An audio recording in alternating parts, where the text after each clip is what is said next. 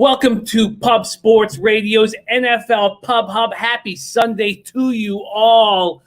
A giant NFL card awaits our breakdowns. What a lineup we have on today's show. We start with Noli Knows here in a few minutes. Then Billy of Brisbane will be up next. Currently, the ranked 5th on our show. 5-4 plus 1.55 units. Average line plus 100 for Billy of Brisbane. Then Bebsy will be joining us here at 11:55. We'll have Ski Profit in the house. He's currently our number one ranked capper on these Sunday shows, coming off a 5-0 week. Was it a week 3 appearance? Let me check this out. Pull up the records here very quick. I believe it was a 5-0 week 3 appearance, back in action here on week 6. Then Sharpie right now ranked number 2 of the 16 cappers that we've had make guest spots on this show. And then Babano closing it all up, currently ranked number 3. So we have the top 3 ranked, 4 of the top 5 ranked cappers on this show today. Pretty exciting. I'm very, very, very excited. Thank you guys so much for joining us. We have our man, Jose, the producer of the show. He has family stuff that he has to take care of. And so we just want to say, Jose, we love you. Travel safe and know that we're thinking about you. And we have our guy, Vic, on the 1s and 2s producing the show. Thank you for joining us, Vic. Razor Sharp Pick says a 7-0 day plus 15 units. Jesus. Razor running very hot. Ryan Bottinelli now is Tyler Duda, Todd Hilton, Dommy, Gunn, Ricci ready to go. Dommy was great on this show. And he would be in plus units on the show, but he did give it a plus 568 parlay. And everything counts. But he was 2-1 on his sides. Other than that, on the show, and he will be back on the show very, very soon. Gerald Jones, Danny Lopez, Craig Wood. I did want to wait a little while before we started dropping the records because you want to have somewhat of a sample size with everybody. JL Grizzle A says Packers coasting. There's Cab running real hot too. There's my guy Slatsy in the house. Penny Bombs. NFL Week 6 Chargers money line. Panthers money line. Carolina, Minnesota over 45.5. Very, very interesting looks. We do have a healthy Vikings team this week, which we haven't seen in some time. Dennis Garcia says touchdown Jacksonville. Thank you for joining us. Leonard Welch says my favorite day of the week. There's Nuke Worker getting the day off from Darlington Nuclear. Great to have you. Mike M in the house. We got props from Penny Bombs. Hawkinson over receiving and TD prop. Mo Ali Cox TD. Josh Gordon TD. Donald Parham over 14.5 receiving yards and TD. Rashard Bateman TD. Chuba Hubbard. Our own Chuba Hubbard up here from Sherwood Park, Alberta. Over 92.5 rush and receiving yards and a TD. There it is.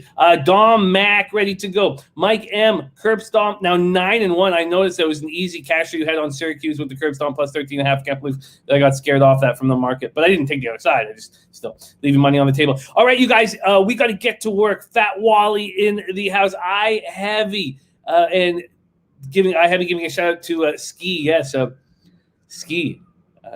It's fun watching your friends succeed, and I have just enjoyed so much watching Ski, everything that he's accomplished. There's Gavin Henry says, I need the Breeders' Cup to hurry up and get here. Gavin, don't worry. We'll be live all of Friday and all of Championship Saturday for the Breeders' Cup. All right, GG in the house. Gerald Jones, Lee Featherchak, AB, Cindy Plays, Horses, Mark Schillingberg. What a great group. All right, time to get to work. I wish I could give you guys all the love that you all deserve, but we got to go. We got to cap, and we got to get paid in full. Please welcome to the show your first guest of the evening, Long Beach's finest. Please welcome Noli Knows to the show. Noli, how are you, my man? Happy Sunday. What's going on, Jim? Happy Sunday. Happy to be a part of this. Thank you for letting me be a part of this. Shout out to the chat. Shout out to everybody. And let's get this thing rolling. I'm ready for some football. Let's get right to work. Noli knows on this show. 5 wins, 4 losses, plus 0.60 units. We've had 16 cappers come on to this show as guest spots, and that's not including Bebsy and myself. And 10 of them are in the black. Noli is one of them. And it was Noli's props that kind of hurt him on his last show, whereas he was money again. So Noli's been plus units on his totals on both shows. Props have brought him back a little bit, but a winning capper joining us right now from Long Beach, California. Noli knows. All right, Noli, let's get right to work. Let's go over quickly, and I probably should have done that off the top. I found this card very difficult, and I wanted the Vikings, and I gave them out on the radio show, was going to bet them, but then got caught up in my capping. By the time my show ended on betting with the bag, it moved to 2.5, and I got angry. Maybe I still pulled the trigger. I didn't. I have Bears plus 4.5. I know that's moved to 6. I did, for record-keeping purposes, I just get the 4.5, but I did bet it again at 6. I like the Bears a lot. And then I've added just 2 bets. Rams team total under 29.5 and Broncos first half. And then we'll go over Bebsy's picks and additions when Bebsy joins the show. Let's start with Noli Knows. We go Minnesota Vikings at Carolina Panthers to get Noli's card started. 62 Fahrenheit, sunny, 8 miles per hour. This is a healthy Viking squad. Dalvin Cook, Thielen, Jefferson, all completely off the injury report ahead of this game. You have Ellefson, a tight end with a knee injury, and defensive tackle Michael Pierce with an elbow injury out. Panthers, McCaffrey now on the IR, can't be back before week 9. Linebacker Shaq Thompson and linebacker Kamal Martin all out. So let's move over to the market for Noli's first spot on the board. Carolina opening up as 1.5-point favorites. We have 2.5s now for Minnesota. This total has dropped 2 points from 47.5 to 45 or 45.5. We go to the market here, 35,609 tickets in, and we have 56% of the tickets on Minnesota and just 46% of the cash. Interesting.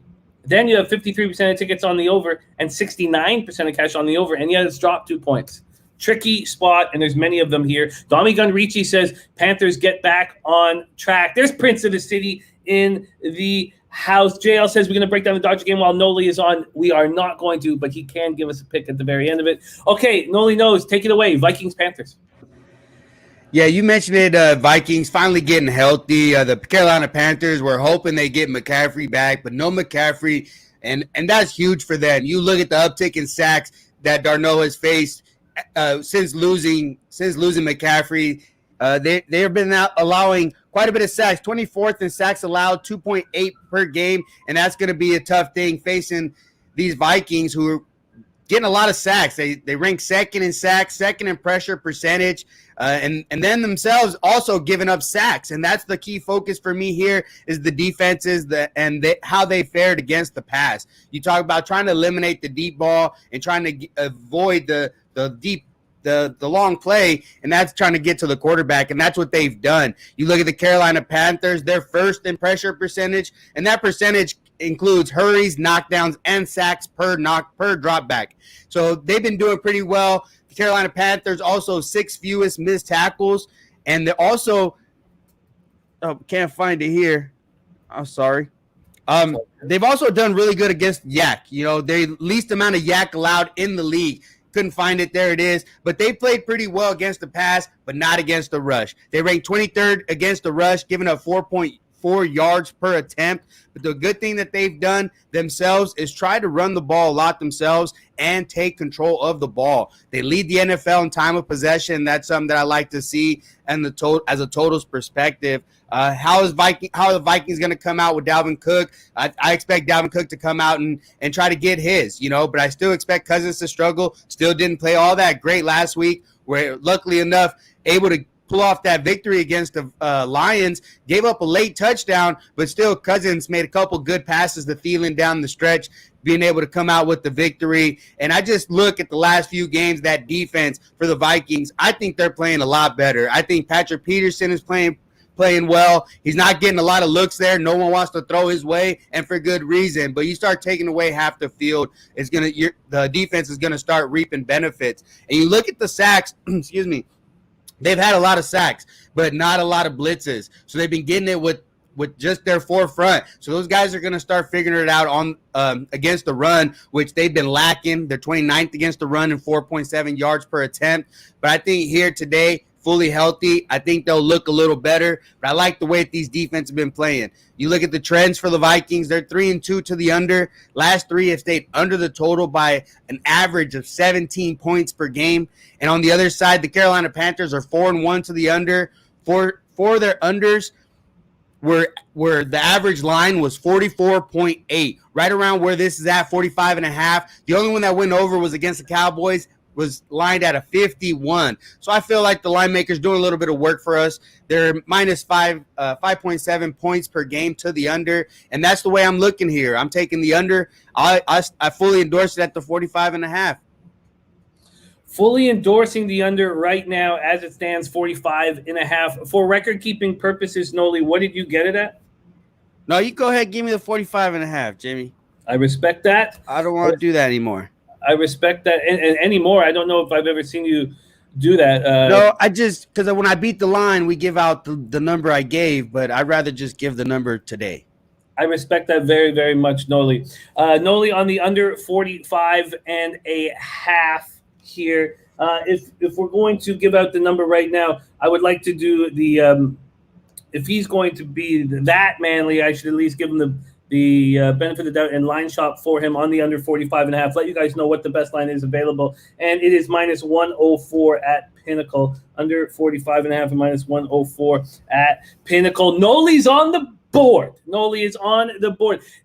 God, this is I hope, and I don't need to. And, I had a few bad weeks in NCAA football in a row, and I was like, okay, let's just cut the quantity down completely. And I went 5-1. And right now I only have 3 bets in NFL. You guys, those of you who've been with me all year know I got off to that monster start first 2 weeks, and I've fallen off. So I'm okay having not a lot of bets, and I find this a very difficult card, and I find this next game very difficult as well. Cincinnati Bengals at Detroit Lions. It feels like everybody wants Campbell to stop crying and, succeed. Feels like everybody really loves the guy and his heart and soul's right out there. But I don't believe in fairy tales. And I love history of teams losing. And I love when that continues because it's laugh out loud fun for me. And when the Lions keep losing, I laugh and I feel great about myself. This total opened up at 47.5, juice to the over. It is now moved to 46.5, but there's still a couple 47.5s out there. Cincinnati opening up at minus 3.5. They're now at minus 4 at Pinnacle. This was Bengals or no bet, but I thought that having it a little over a field goal was just maybe too much. And I was just – I didn't know what to do. Bengals offensive guard Deontay Smith, knee injury out. Running back Joe Mixon, ankle. Wide receiver Mike Thomas, ankle. Offensive guard Jackson Carman, non-injury. We don't know what's going on there. Questionable. DeAndre Swift, groin. Jamal Williams, hip illness. Tight end TJ Hawkinson, knee. Outside linebacker Trey Flowers, knee. They're all questionable. They're all very important players, and they're all expected to play right now. Let's take a look at the cash. Before we do, Razor wanted to hear once more what the cash was on that first game here that we just broke down, that Noli just broke down, Minnesota, Carolina. So again, 56% of the tickets on the spread on Minnesota, 46% of cash. 53% of the tickets on the over, 68% of cash on the over. Here in this Lions game, we have 48,496 tickets in, 52% of the tickets, 58% of the cash on the Bengals. Then we have 51% of the tickets, 64% of the cash on the under. So big bets coming in on the under. Noli knows, Bengals, Lions, take it away. Yeah, this is a game I like a little bit more than the last, and for good reason. I think when you look at the Lions and Bengals, the teams that really haven't been putting up too many points, Bengals ranked 17th in the league for points for, Lions ranked 25th. And mind you, that first game, they put up 33 points against the San Francisco 49ers. So since then, have really struggled to put points on the board. Jared Goff really been struggling, 21st in total QBR, and you look at his completions across the season so far, they're traveling in a league worst 3.7 yards. It's just not going to get it done. He's dead last in fumbles lost with 6. He's 25th in yards per attempt. So an offense that's really not moving the ball significantly. And here facing a pretty decent Bengals defense. Points against for them ranked 7th. They're 6th in sacks. They're 3rd in tackle for loss. So I think they've they've been doing pretty well. But on the offensive side, they haven't really shined. They haven't really shined that well. Burrow's been playing pretty well, but they're giving up a lot of sacks. 2.8 sacks per game allowed. That's tied with the Carolina Panthers for 24th in the league.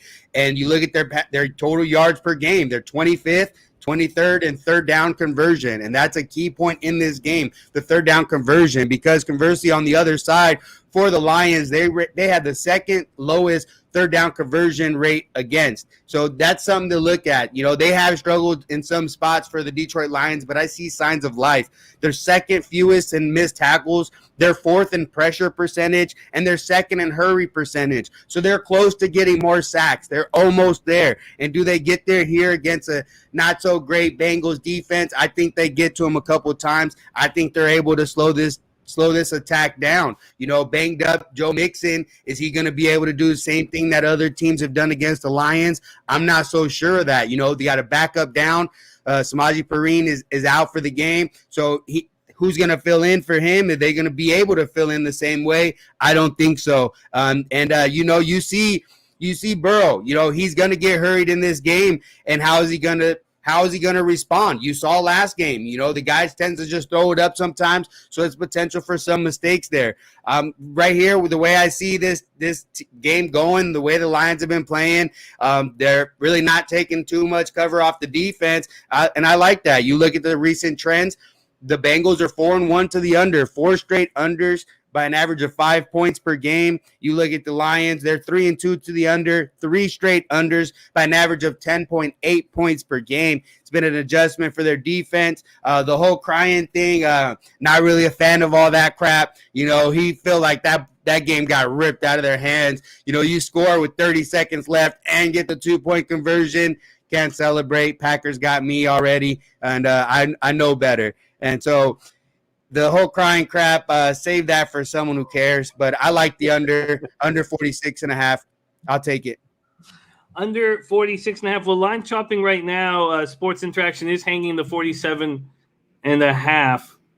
So let me just get that for you right now, get you the best line available, giving out numbers right now. Under 47.5 at Sports Interaction is minus 108.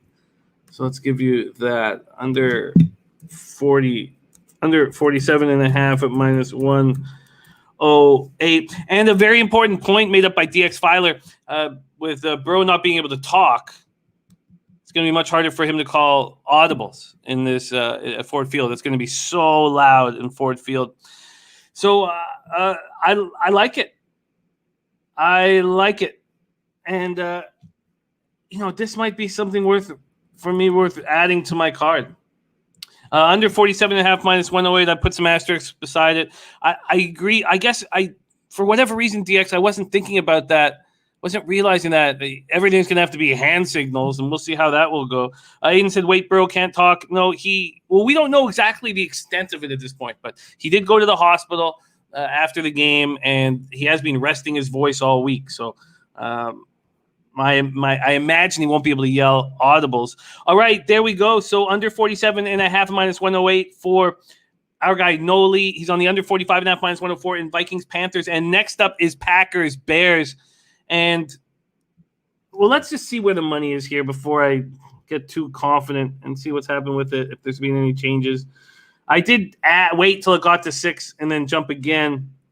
Here we go. 61,812 tickets in. 77% of the tickets, 86% of the cash on the spread on the Packers.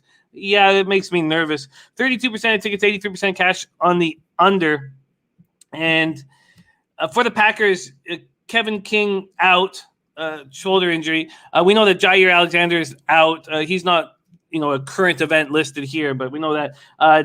Tackle Dennis Walker back, doubtful. Guard Elgin Jenkins ankle. Wide receiver Malik Taylor illness questionable. For the Bears, J.P. Holtz and Caleb Johnson knee injury, but we know it goes deeper than that because they lose Williams to COVID. They're now down their top 3 running backs. But and I could easily be wrong here, but I just feel like we've watched the Ravens handle this with ease. I think that the bigger concern would be defensive tackle Akeem Hicks with the groin injury, outside linebacker Khalil Mack with the foot injury, both listed as questionable. And But Stan Lynch took a shot with Bears +6 today. I like it. Razor Sharp Pick says Packers are better off with King out.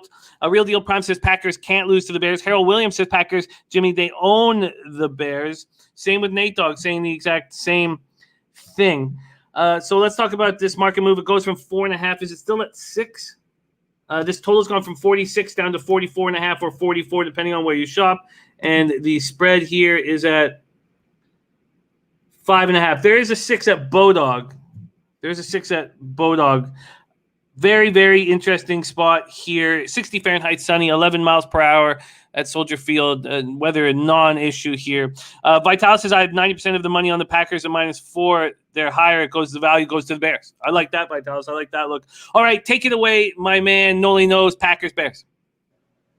Yeah, this is what considered the longest rivalry in NFL history. Team that's seen each other quite a bit, and the chat pretty much mentioned a lot of things there, talking about how good the Green Bay Packers have been against Chicago. You look at the last 30 matchups, Green Bay Packers are 22-8 straight up, 24-6 against the spread in that span. The last 4 games, Green Bay Packers covering the number, winning straight up and against the spread, covering by 7.5 points per game. So they pretty much have dominated. You look at Aaron Rodgers, the last 13 matchups against the Chicago Bears, 34 touchdowns to just 2 interceptions. He brings his A game against Chicago, and hard to expect anything else.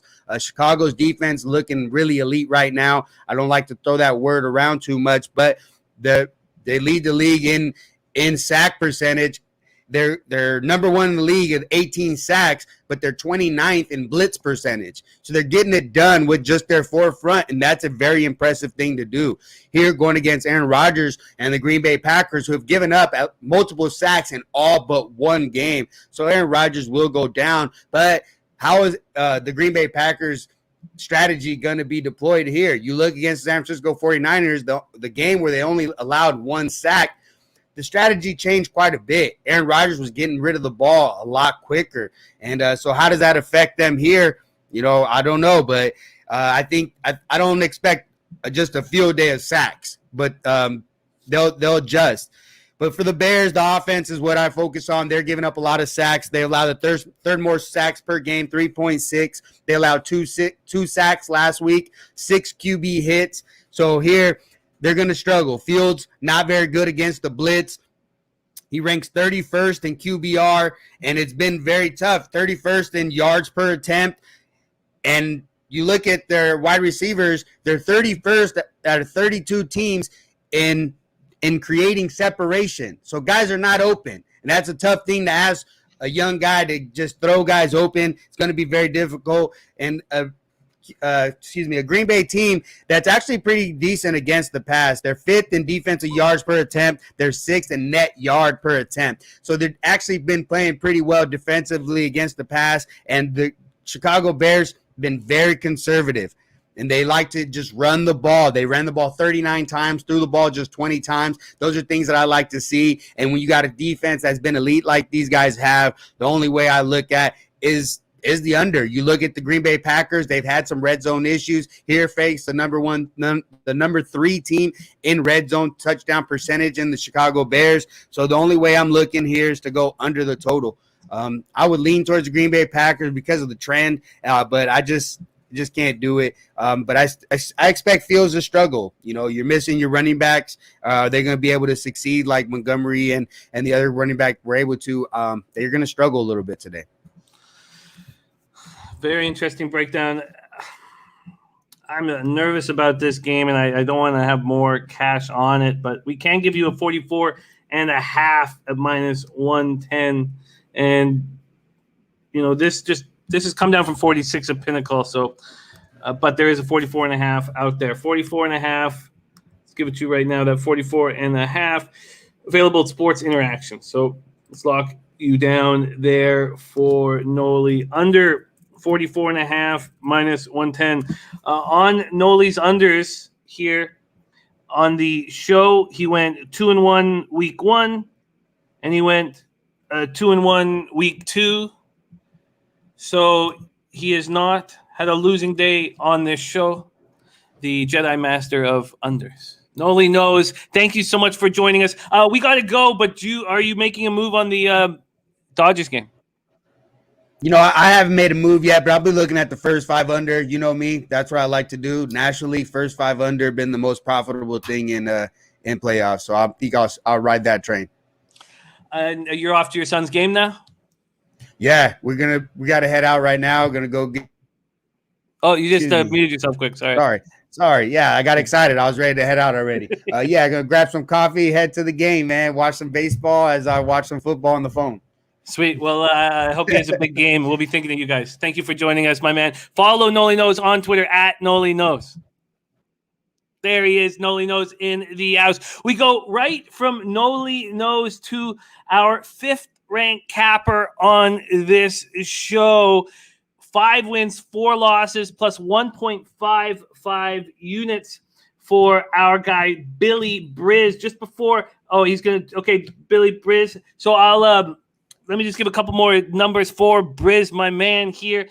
Week 1, Billy? Week 2, he went 2-2 plus 0.35 units. Week 3, 3-2 plus 1.2 units. And Briz was buoyed by this great call he had on Zach Moss. Zach Moss, anytime a touchdown at plus 180. Zach Moss over 44.5 rush yards, minus 115. He also cashed with the Seahawks. He was unlucky with the Chase Edmonds spot because he went for over 34.5 receiving yards, and Chase went for over 120 rushing yards. So that was tricky. No, the Waddle one, Jimmy, the Waddle one. That was 3 receptions, missed by a hook.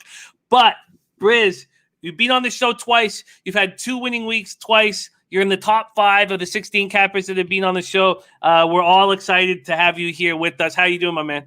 I'm doing good, man. I'm doing good. I'm doing better. I got robbed on a UFC decision last night, and I'm a little bit sour, so we're trying to smack this NFL card. And Cliff St. Didier says 5-4 with how much juice?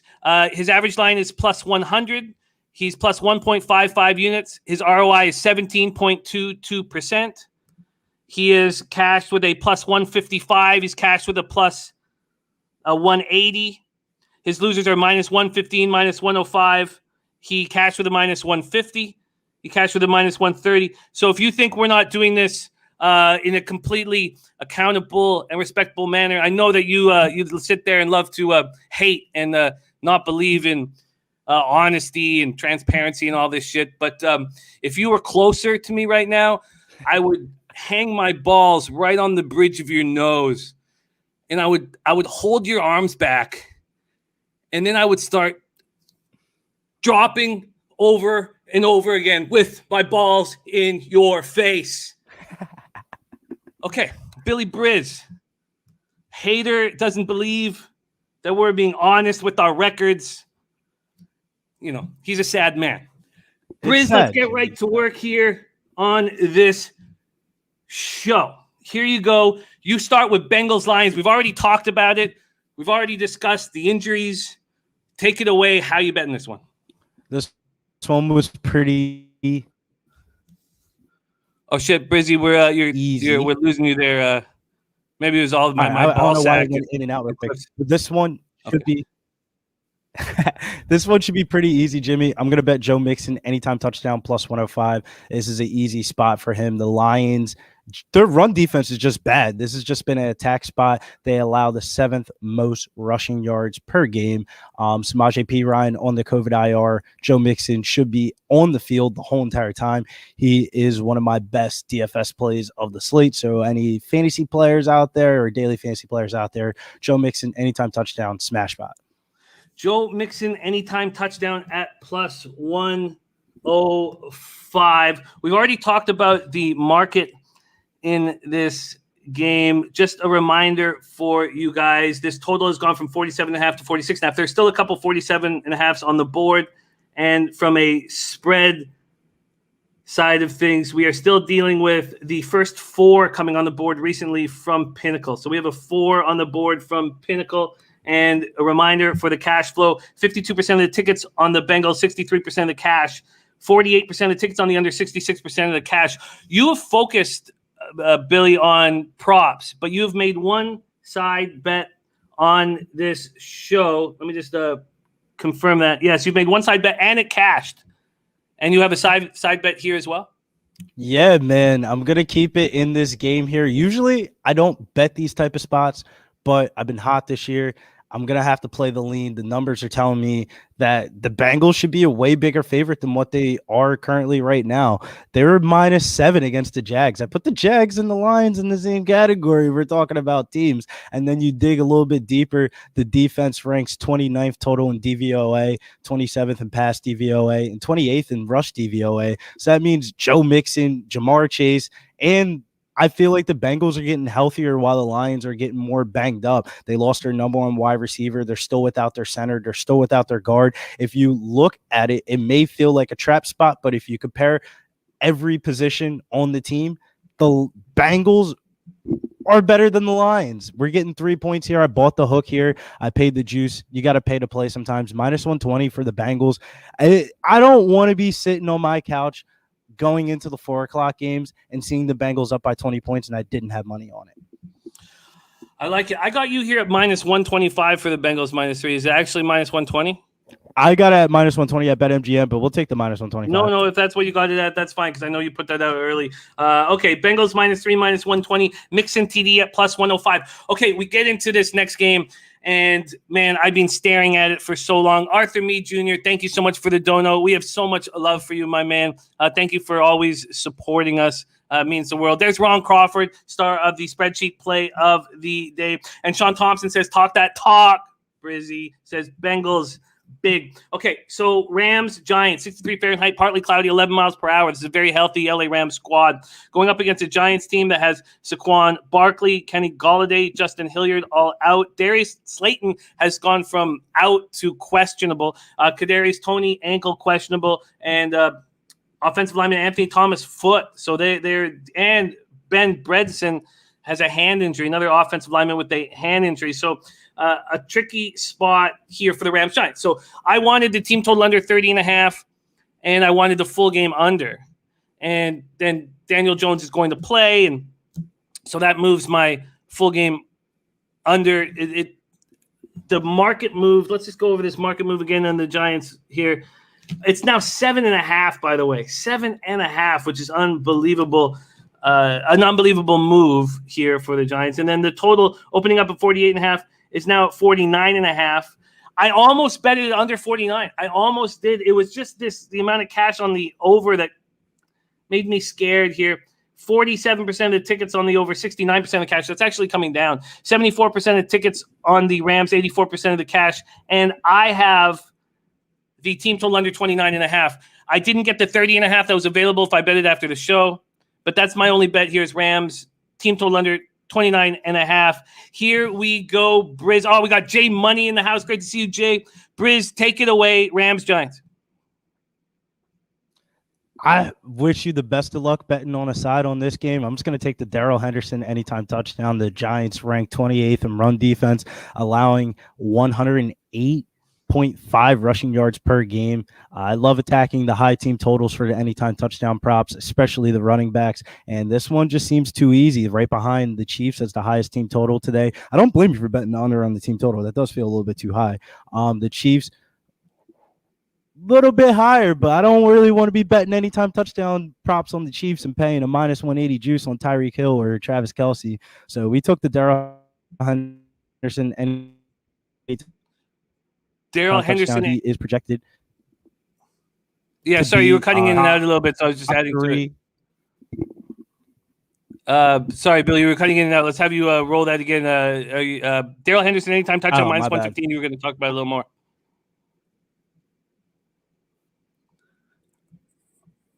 Yeah, no, I was just going to say DraftKings has him projected as the top 3 highest running back. That's the reason why my computer's freezing a little bit. I got my optimizer up on one of the other tabs. My bad, Jimmy. It's all good. It's all good. Darrell Henderson, TD -115 for Billy Briz. Those of you guys joining us right now, he's the 5th ranked capper on our show of 16 cappers. Both shows he's been on have been winning days for Briz. This is show number 3. Okay, so we have Darrell Henderson, anytime touchdown. From the first look, we had Mixon, anytime touchdown, and Bengals -3. We move on to and my thoughts with the Rams here for you guys with the team total under is this is just a business meeting. This is get in, get out healthy. This is, there's no need to run up the score. Let's just be professionals. and get out. And that's my whole thought process on this Rams team total under. And I still have some interest in the full game under. And there's other cappers who will be talking about this game. Chargers Ravens next up, 64 Fahrenheit, mostly sunny, 15 miles per hour. Mike Williams dealing with the knee injury. He's questionable, but should be good to go. For the Ravens, Sammy Watkins' thigh is out. Deshaun Elliott quad. Geno Stone safety thigh. Alejandro Villanueva knee is questionable. When we go to the cash flow in this game, and this is just a wildly interesting one. Ravens open up at -3. They're now at -2.5, but threes are back on the board. So, and we know that this is being a public versus sharp situation. The total sitting here at 51.5 is now 51 or 50.5. And when we go to the cash flow in this spot, you have 59% of the tickets on the Chargers on the spread, but just 43% of the cash. And you have 36% of tickets on the under and 72% of cash on the under. Here we go, Biz. We have the Billy Brisbane's best bet here. Take it away. Oh, this one, the props are getting a little bit harder to come by right now just off the fact that the books are getting a little bit sharper. There wasn't really a lot of line value. That's why I hit a lot of anytime touchdowns this week. But this one just makes way too much sense. I think our preconceived notions of the Ravens coming into the season are just wrong. They're not a run-first team anymore. This is a pass-first heavy team. A couple of injuries to the defense, a couple of injuries to the running back court, and now Lamar Jackson's just throwing the ball, man. He's exceeded expectations in the passing game. He's gone over all 5 games this year, passing yards wise, and he's flying over this number. He's averaging 303.8 passing yards per game. This line is at 231.5. That is 72.3 yards off from the average of Lamar Jackson's passing yards this week. I don't know how this doesn't make your card this weekend. This is a smash spot. Lamar Jackson's about to win me back a lot of money from Ramazan and Eve yesterday. Lamar Jackson over 231.5 passing yards, -115. I'm telling you, it is the best bet of the card. That number is way too low. People have the wrong thoughts on the Ravens right now. It is a low number. There's no doubt about it. This is a very, very interesting look. Lamar Jackson over 231.5 passing yards at -115. Billy Brisbane on this show right now is 5-4 plus 1.55 units ROI, 17.22%. Average line plus 100. He's won on both days he's been on. This is his third show with us. He's on Bengals -3. He paid -120 earlier. Mixon anytime TD at plus 105. Darrell Henderson TD at -115. And Lamar Jackson over 231.5 pass yards at -115. Follow our man on Twitter. I'm going to pop his Twitter handle up. He's a great follow. It's at Getting Bills with an underscore. I'm going to pop it here in the chat. Follow our guy. He does our NFL DFS videos. Great guy, great capper, and a winning capper here on the show. We love that. Briz, my man, thank you so much for joining us. Get out there and get that cash. Yeah, man. Make sure you guys get in the Discord. Shouts to our boy Al Hector, a.k.a. Parlay Posa on Twitter. On Thursday night, Tampa Bay versus the Eagles, my man hit for $250,000 on FanDuel and was in the Discord straight chill. He went from being bored in the day, Jimmy, to looking at Teslas by the end of the night, only in the Pub Sports Radio Discord. Yeah, it's a great, great story. I love that. Thank you for rolling with us, Billy. Look forward to having you on again soon. There he is, Billy Brisbane in the house. We go from Billy Brisbane to my co-host of Beat the Line on Tuesdays. Oh, Bebsy in the house. Please welcome to the show, Rob Bebnick. Bebsy, how are you, my man? Oh, what's happening, Jimmy? I am feeling good on this Sunday morning. Feeling bad for the good folks of England who have to endure another shitty football match. I don't know. They don't deserve this, but here we are, buddy. How's it going? It's going well. It's going well. I'm excited. I'm excited about today's card. I find it very difficult. Let's go over what you've already moved on, and then what you are adding and how you feel about everything. Chargers +3, Bears team total under 20.5, Rams first quarter and first half. Now that market has moved heavily against you with Daniel Jones being in the lineup. Colts first half -4.5, Bills first half -3, and full game -5.5. Are there any there that you're overconfident with, or are there any there that you're more nervous about? I think the only one I'm a little bit nervous about is the Chargers, because that's a very public bet right now. But you know what? The public hasn't been doing that bad, and the Sharps have really gotten their asses kicked a couple of times. So that one puzzles me a little bit. I'm pretty good with everything else. The Rams, again, that play was strategic. I wanted first half action, but I didn't care for the full game. So that's not exactly against the Sharps. It would be a public play if I was looking at the whole game. But yeah, Jimmy, I feel good. I feel good, baby. We're turning this around. Well, let's get started with your additions. We're going to start with the famous Bebsy running back double up. If we went back and looked when you started doing this last year, your numbers are insane. Your ROI is very, very good in this move that you've made. And you have just one. We have two running back double ups. We're going to start with your first one. Green Bay Packers at Chicago Bears, 60 Fahrenheit, sunny, 11 miles per hour. We've talked about the injuries to both sides already on the show. We've talked about the market movement and the spread. I'll remind everybody about what's going on with this spread here. It opened up at 3.5. It got all the way up to 6. There's still a couple books hanging the 6 for Green Bay, Bodog being one of them. The other books are at 5.5. This total's gone from 46 down to 44, 44.5. And Noli Knows has moved. He has moved on the under in this spot. And cash-wise here, I did take the Bears earlier in the week at +4.5. I added a little bit on it at +6, but for record-keeping purposes, I'll just have the 4.5 here. 77% of tickets, 90% of cash now on the spread on the Packers. So money just keep rolling in on the Packers. 34% of tickets on the under, 77% of cash on the under. Bebsy, talk to us about your running back double up.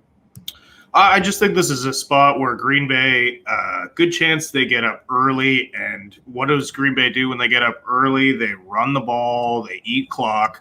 And they've got a nice 1-2 punch now with Dillon and Jones. So I see Dillon getting more carries than he used to. I would not normally have put it. This is the first time I've used a double up on Green Bay.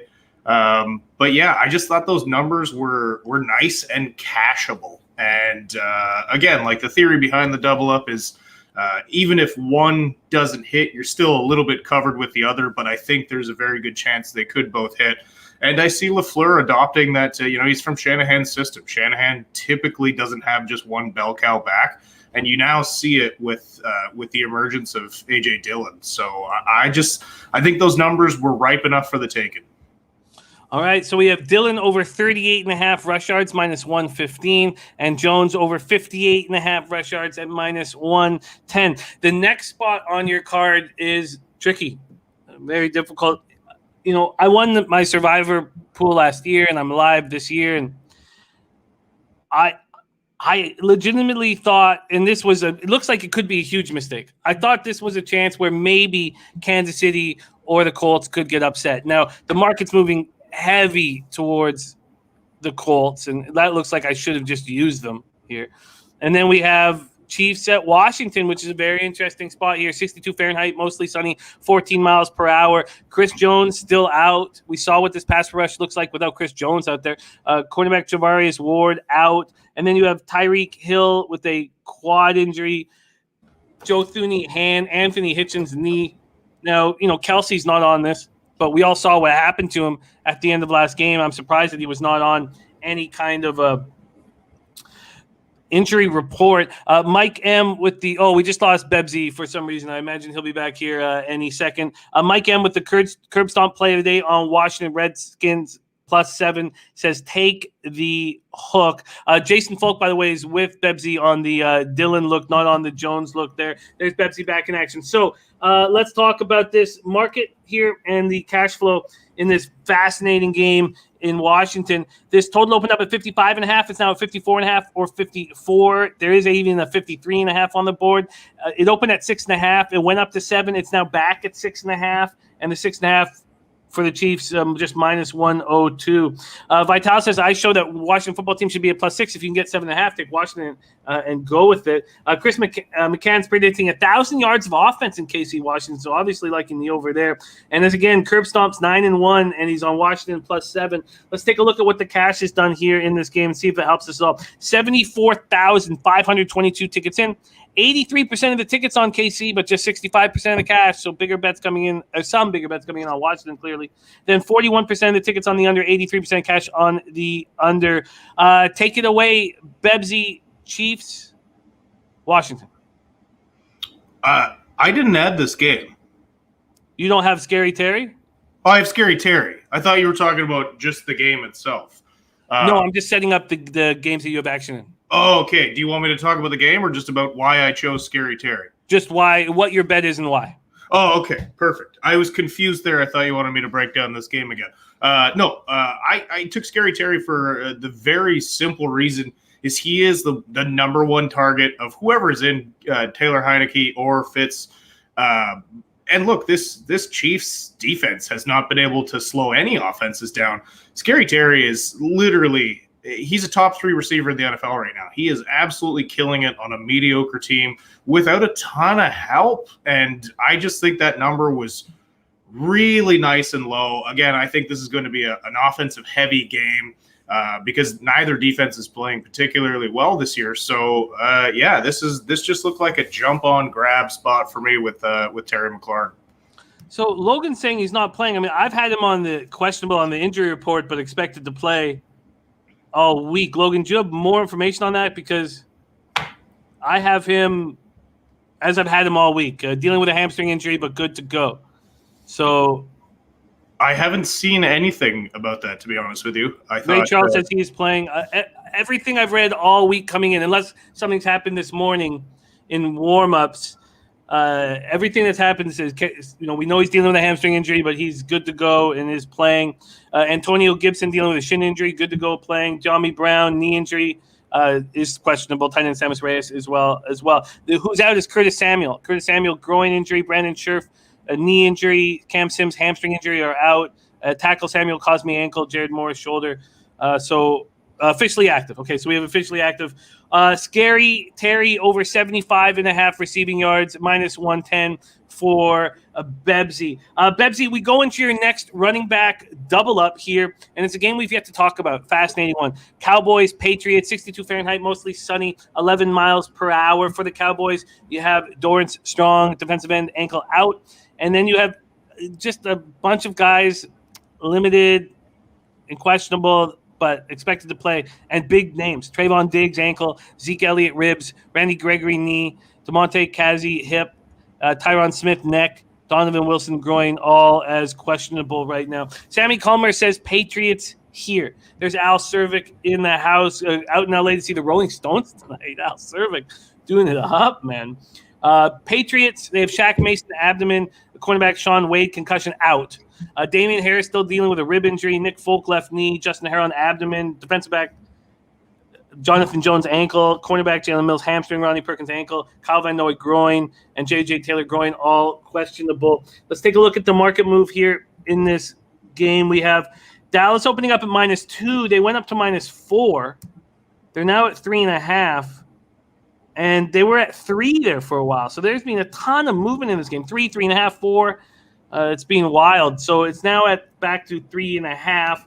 And for the cash flow here in this game, you have 74% of tickets and 69% of cash. So some big bets coming in on the Patriots. And then you have 43% of tickets on the over, but 51% of cash on the over. And this total has gone from 48 to 50.5. So it's gone up. So that's that makes sense. All right, take it away, Bebsy, running back double up. The only thing that makes me a little bit apprehensive, obviously, is Zeke's ribs. But the fact that Zeke is playing, he's looking over his shoulder right now at Pollard because Pollard is finally getting meaningful snaps in this offense. I think that was overdue. So these double ups are going to get harder and harder to bet on. But I just think this is going to be a slugfest here. I think I understand why there's money coming in on New England. New England at home, this is a tough spot for the Cowboys. So I think this is going to be a control-heavy game.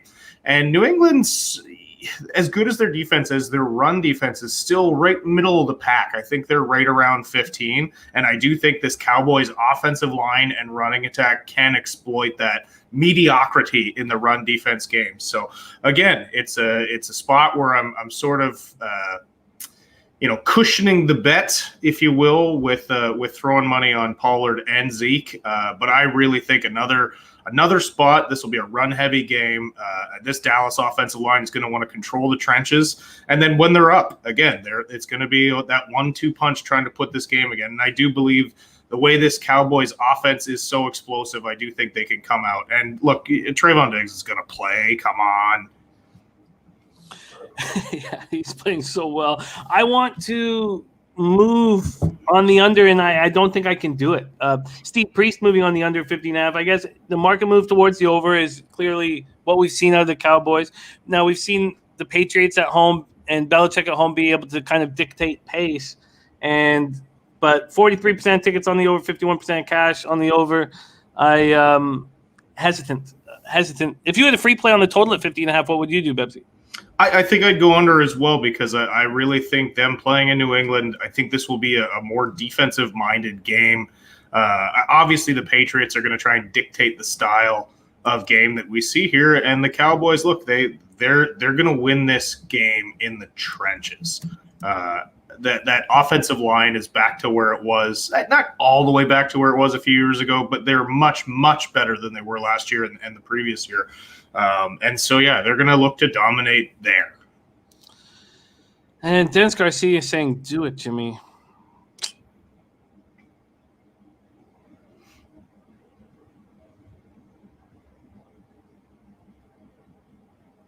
If this was a public thing, then clearly there'd be more tickets on the over than the under. And there's 56,000 tickets, and there's more tickets on the under. But the bigger bets are on the over. God, I do think it could easily go under. God, I wish it was a little higher. Maybe they'll keep going up. This game's not till later, so I'm going to have some time to figure this out. But Real Deal Prime says, Pats get behind, can't overcome.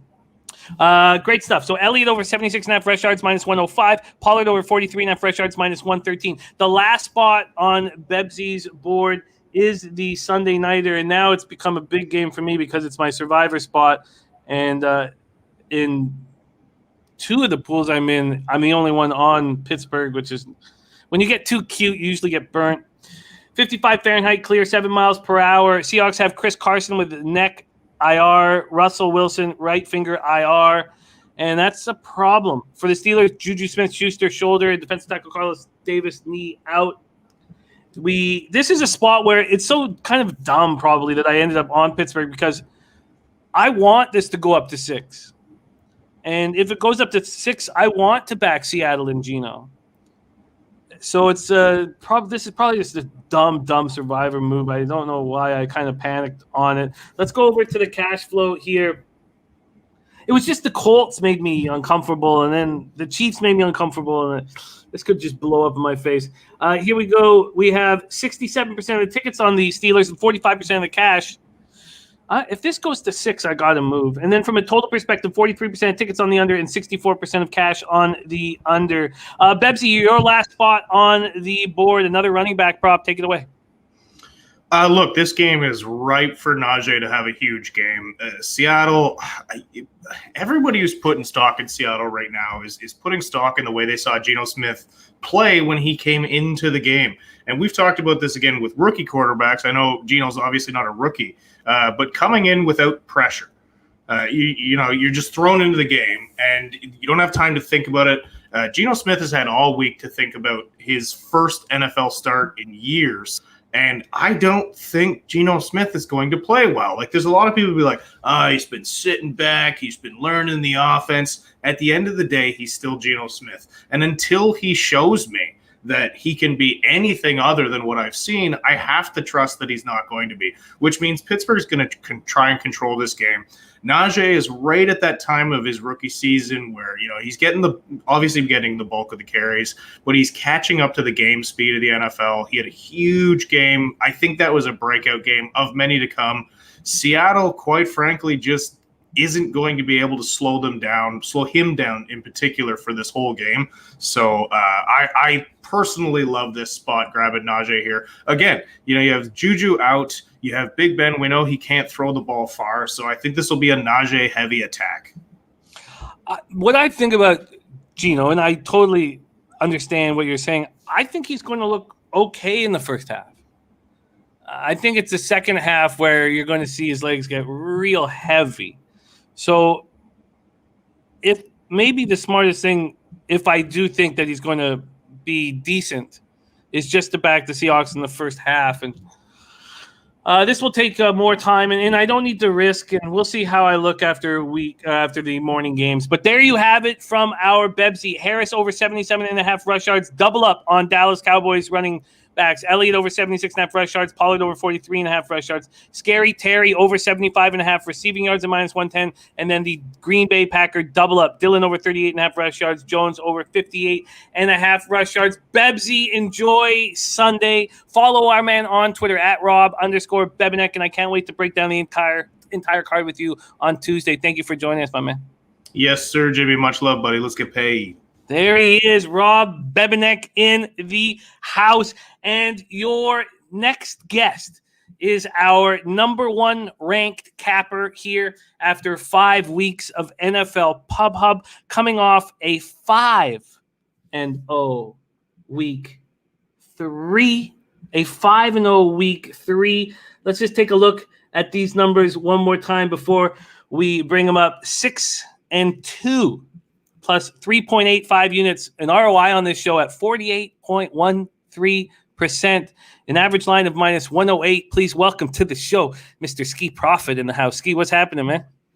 What up, Jimmy? And I always enjoy capping with you. I love this show, and I'm happy I'm having success. We're having success, so let's see if we can do it again.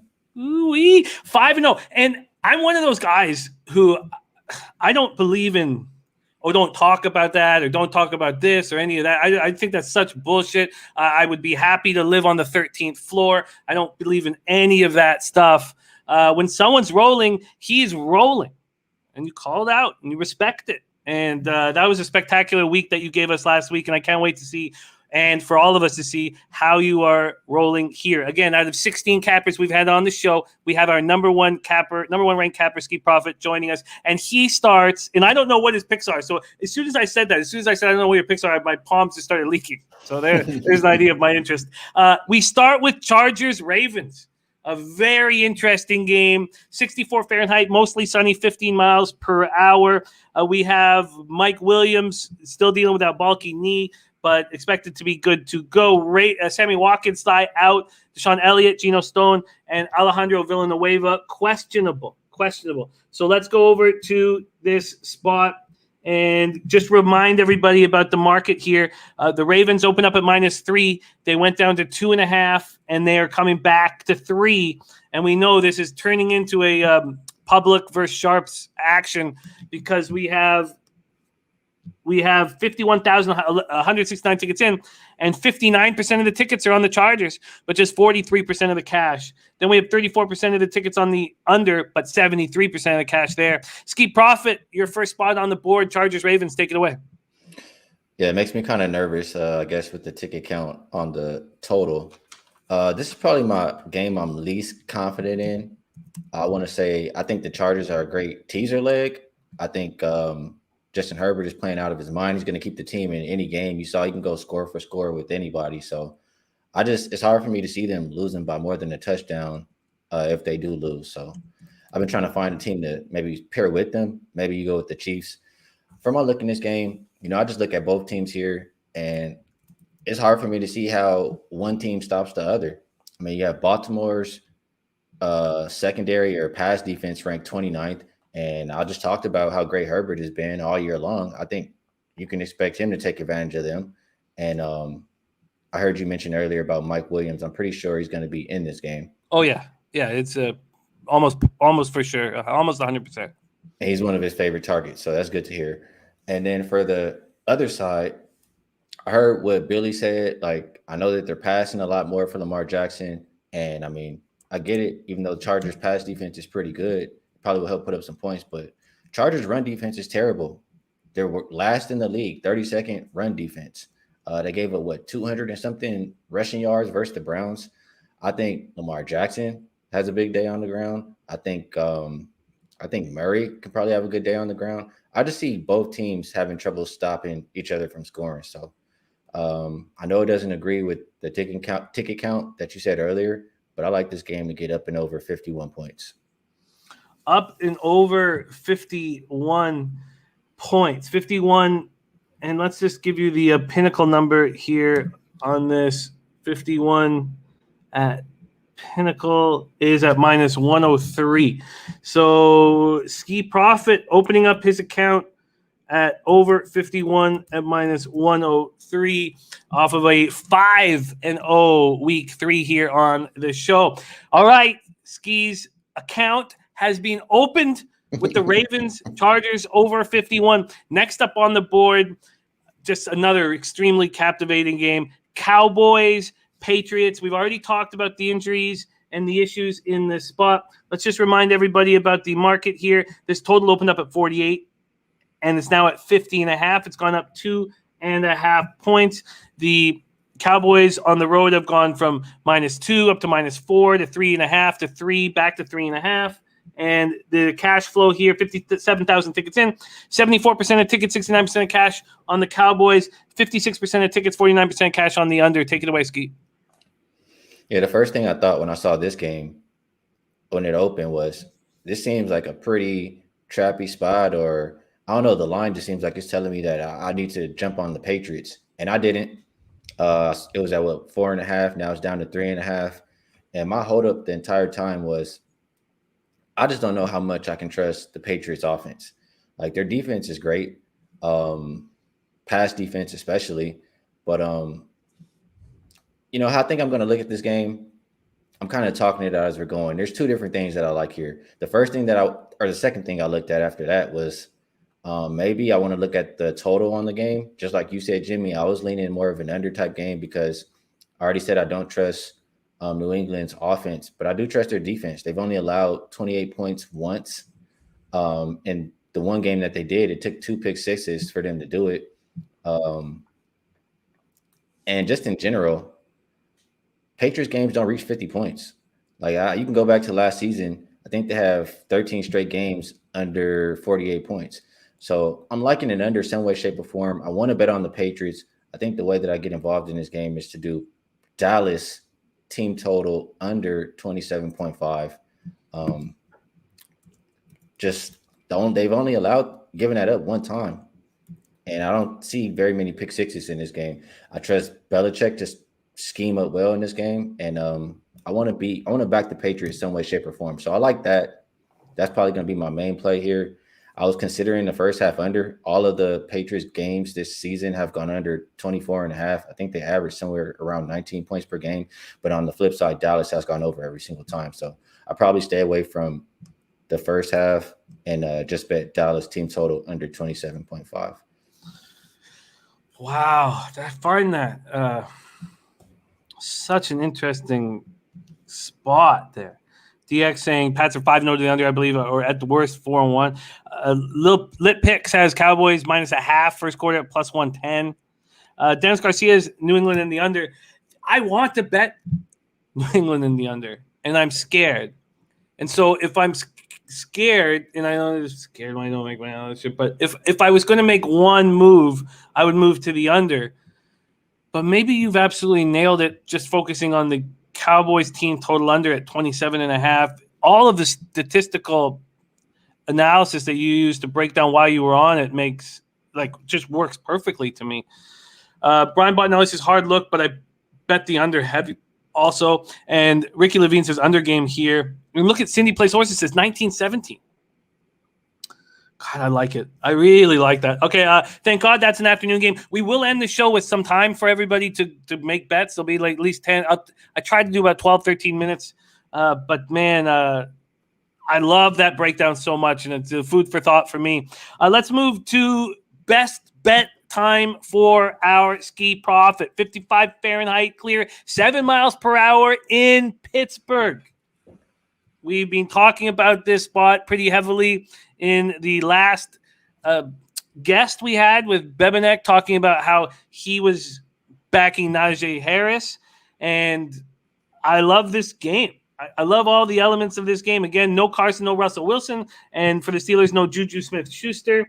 And we already broke down the market. So let's just move forward here and hear what our man Jose has to, or sorry, what my man Ski Profit has to say about this spot. See, the reason why I messed up there was I saw a pigeon coming down, and I know what's about to happen in the corner. I know there's a huge fuck party that's about to happen right there in the corner, and I'm just like, I just hate it so much. Okay, Ski, Seahawks Steelers, take it away. Yeah, I like this game quite a bit. Can you remind me where the current total is?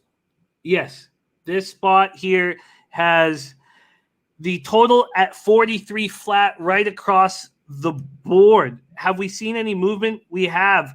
It opened up at 43 and then went down to 42, back up to 42.5, and back up to 43. And from where the money is in this spot, you have 42% of tickets on the under, but 62% of cash. Okay, maybe I was mistaken. I thought I saw the opener a little bit higher, but maybe it was the look-ahead line. But yeah. I know it was a big adjustment for Russell Wilson coming out of this game, and I get it. He's a big part of this team. Some people are worth an extreme amount of points. I get all of that.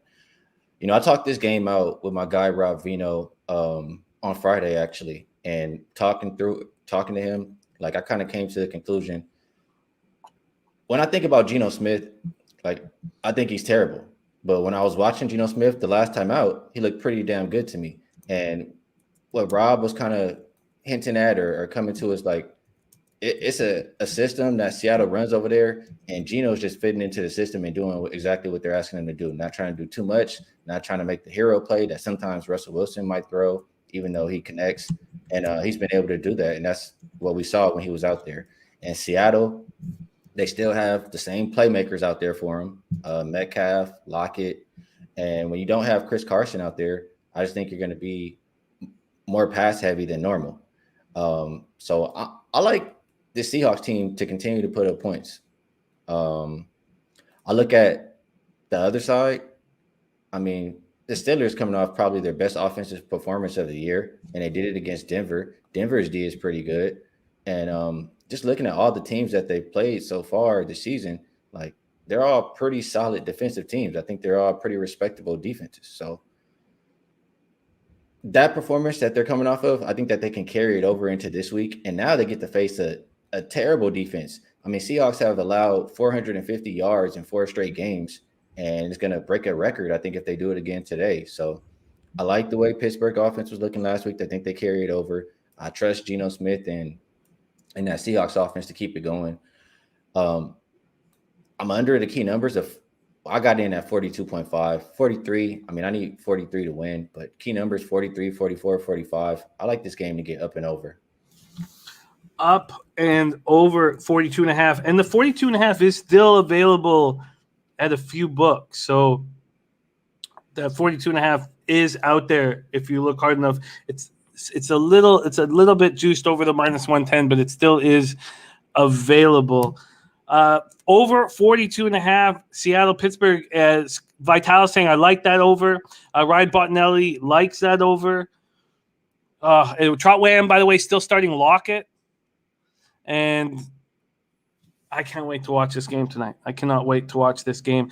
There you have it. Ski Profit coming off a 5-0 week on the show in week 3. Our number 1 ranked capper at this point on our NFL Pub Hub show. Let's review his action. Over 51 at -103 in Chargers Ravens. Cowboys team total under 27.5 in Cowboys Patriots. Then over 42.5 in Seahawks Steelers. Ski, thank you so much for sharing your insights with us. We have the NBA season right around the corner and can't wait to watch you rock here on Pop Sports Radio. Friend of yours and a fan of yours. So keep up the good work, and thank you so much for joining us today, my man. Thanks for having me, Jimmy. Any opportunity I get to hop on a show and cap some games with you, I'll be here. And good luck to you. Good luck to everybody. Have a day. There he is. Follow our man on Twitter at Ski Profit. We go from our number 1 ranked capper to the man just behind him, ranked number 2 out of the 16 cappers that we've had on the show. And nobody has given us more volume than this man. And as you guys know, when you deal with a lot of volume, it's very dangerous, but it doesn't scare our next guest. Please welcome to the show, Sharpie Betts in the house. Sharpie, what's happening, my man? Oh, you know, we getting high, baby. It's Cali time out here. I don't even know what time it is since I woke up for the London game, but let's fucking get to the monies. Volume? You speak volume? That is I, but I don't shoot them big juices. You saw that plus money sign next to my name, so that's how we gonna keep it going. Yes, the highest average line of any of the 16 cappers is right here with Sharpie Betts, average line of plus 128. A quick review of Sharpie right now: 10 wins, 9 losses, plus 2.31 units, ROI plus 12.16%, average line plus 128. When we go to how Sharpie has done it, it was week 1, 6-6, but plus 1.81 units. Week 4, 4-3 plus 0.50 units.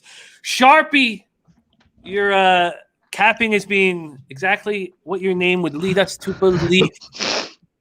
And we start with Chargers Ravens. 64 Fahrenheit, sunny, 15 miles an hour is the win. This is just such a wildly interesting game where it feels like it's a public against the Sharps, public on the Chargers, Sharps on the Ravens. We've already heard from our Ron Crawford that he has the Ravens in this spot.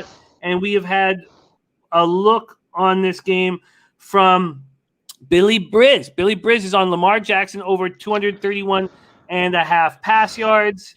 And at this point, we have Ski Profit on the over 51 at minus 103. And now we see what our man Sharpie has to do in this spot. Take it away, Sharpie. Chargers, Ravens. I endorse both of those to the fullest from Ski and Billy. If you're not tailing those, you probably should be. I'm already on it with them tailing them. Let's get into Keenan Allen over 6.5 receptions, guys. It's at plus money. The Chargers are passing on 62% of the time, with my boy Keenan Allen receiving 25% of those target shares, guys. 6.5 at plus money for Keenan Allen is just stupid. Mike Williams is injured. I think Mike Williams is going to be a decoy today. And when you got Mike Williams as a decoy, you got Keenan Allen soaking in everything. So 6.5 plus money, sign me up with him. Then let's get to my boy little Austin. Little baby Austin. He might be 5'4", but this 5'4" dude's been paying for whores, bro. Let me tell you, he's cashed 5 out of 5 rushing times, bro. Every game, this guy just keeps cashing. And I've been on the right side, whether rushing, receiving, however you want to call it. FanDuel's line was off, guys. When I posted this, it was at 101 on FanDuel for his rushing and receiving for Eckler. Other places had it at 111, 112. He's still going to shatter that too, guys. He's going up against the 30th pass D, and he's averaging 57 yards a game on the ground, guys. Austin Eckler is a legit 3-down back. He's going to be out there 80% of the time. And once again, with Mike Williams as a decoy, I expect Eckler to soak up some of those targets as well. So rushing and receiving, Eckler over 101. Let's get it. Woo-wee. We are on the board. Eckler over 101.5 rushing and receiving, minus 114 at FanDuel. Keenan Allen over 6.5 receptions at plus 105 at MGM. Jim Burke saying Ravens will win today. Harold Williams saying Chargers money line. We've already had Spenny Penny Bombs give us Chargers money line. Oh, wow. Exciting. If I didn't have the Charger bolts tattooed on my head, I'd probably be deeper into the money line, but I've learned not to bet my team on the East Coast. Yeah, it's I know that this team is changing after what we've seen, like from a vividness bias standpoint under Anthony Lynn, but I'm always nervous. Are they? They lost to the Cowboys as a favorite. Are they though? They should have won that game. That was old Chargers to me, Jimmy. Without a doubt, that was old Chargers. Without a doubt, that was old Chargers.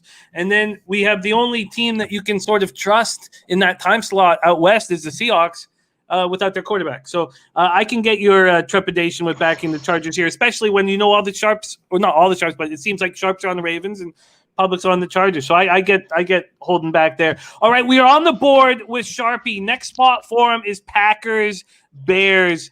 A very interesting spot. We've already broken down all the injuries and talked about it earlier, but basically you have Jair Alexander and Kevin King out for the Packers. You have the top 3 running backs out for the Bears, and a market move that's heavily towards the Packers.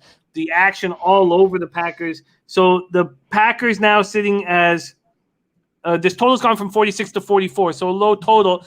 I guess there's expectation that they're not going to that Bears aren't going to be able to move the ball because they don't have these running backs. It doesn't really make sense to me. And this opened at 3.5 and it's gone up to 6. And again, listen to this, how much money is on the Packers here in this spot. 69,529 tickets in, 76% of tickets, 88% of the cash. That was 90% last time we talked about it. Then 36% of tickets, 74% cash on the under, and we've seen it move to the under. Here we go. Next spot on the board for Sharpie, Packers, Bears. Take it away.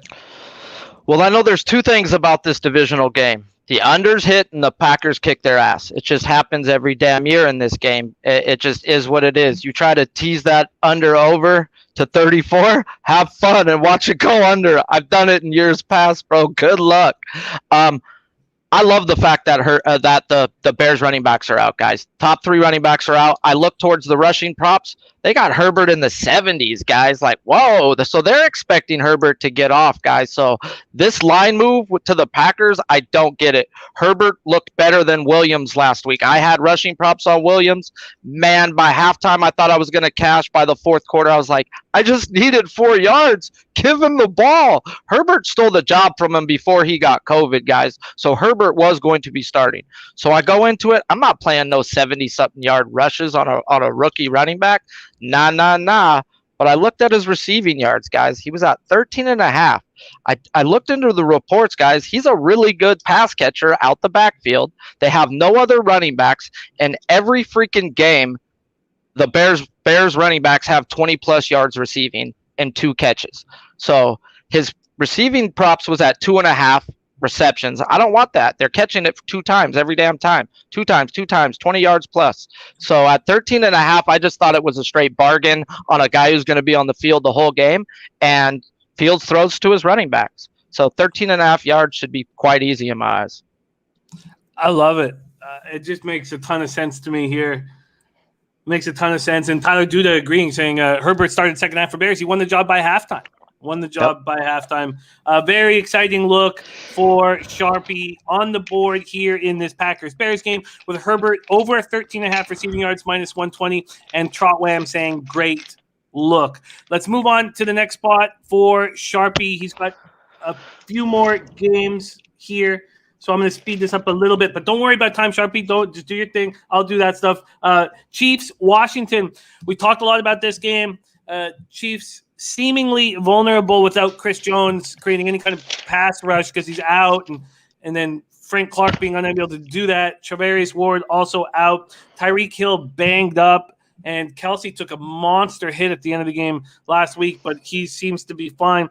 And then you have players on Washington football team that are questionable and beat up, other than Samuel, who we know is not going to be in the lineup, and Brandon Scherf, who also is not going to be in the lineup. This keeps going from 7 to 6.5 to 7, and this total seemingly dropping. I believe it's now, here we go. This total is now at 54 from a 55.5 opener. For those of you who want to hear the money again in the spot now, 80,000 tickets in, 83% of tickets, 64% of cash on KC. So big bets coming in on Washington. Then 42% of tickets and 84% of the cash on the under. And maybe that makes sense too. Let's hear how our man Sharpie's attacking this spot. Kansas City, Washington, take it away.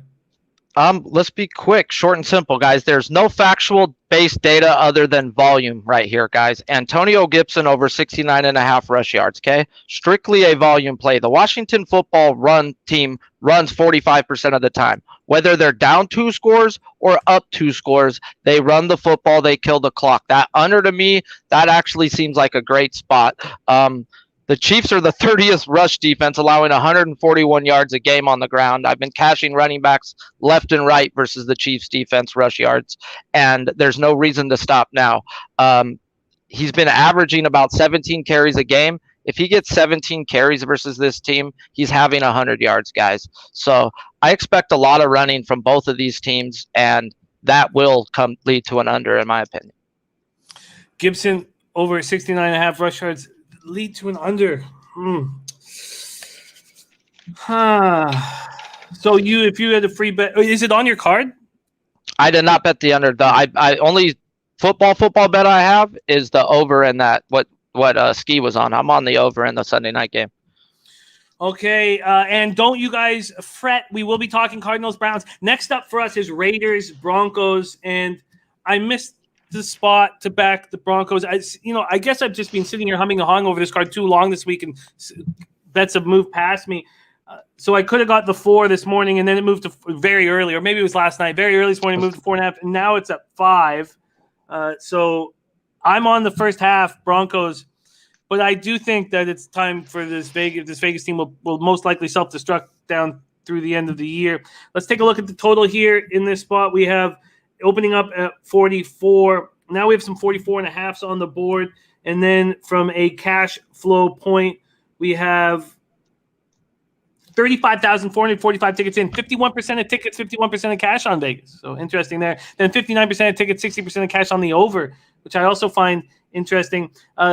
Mike Ford out. Melvin Gordon is supposedly quite a bit better. Safety Kareem Jackson, back injury, questionable. Outside linebacker Aaron Patrick, questionable. And, Chubb not in the lineup, obviously.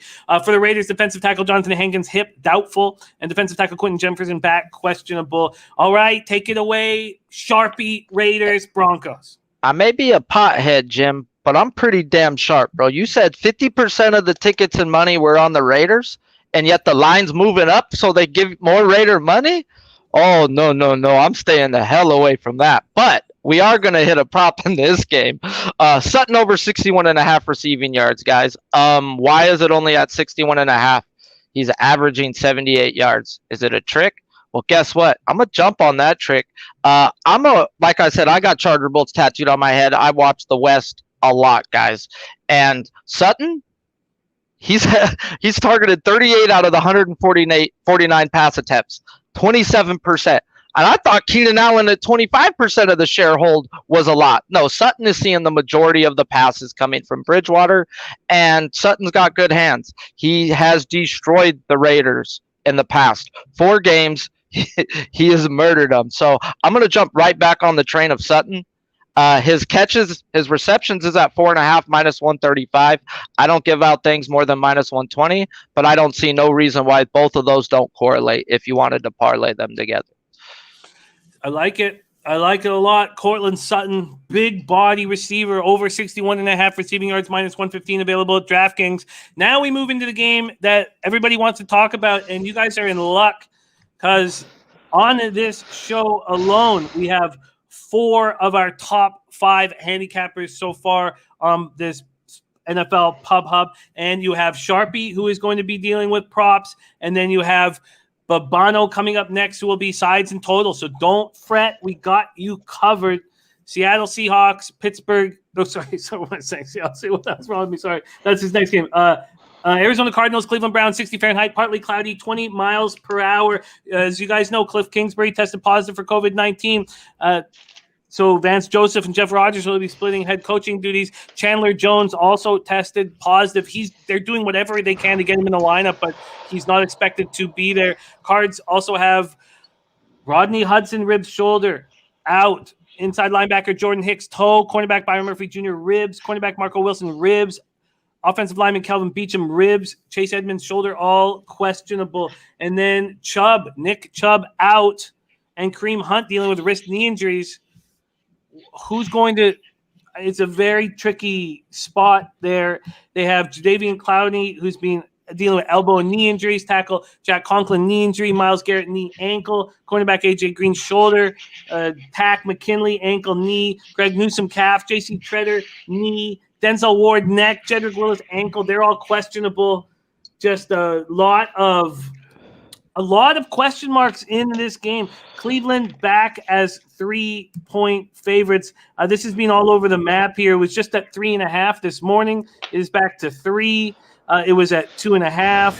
It opened at 3. Just a ton of movement here. And from a total perspective, it's dropped mainly because of there's so many reasons why it's dropped, but it opened at 54 at Pinnacle, and that wasn't a look ahead. And it's all the way down to 48 or even 47.5.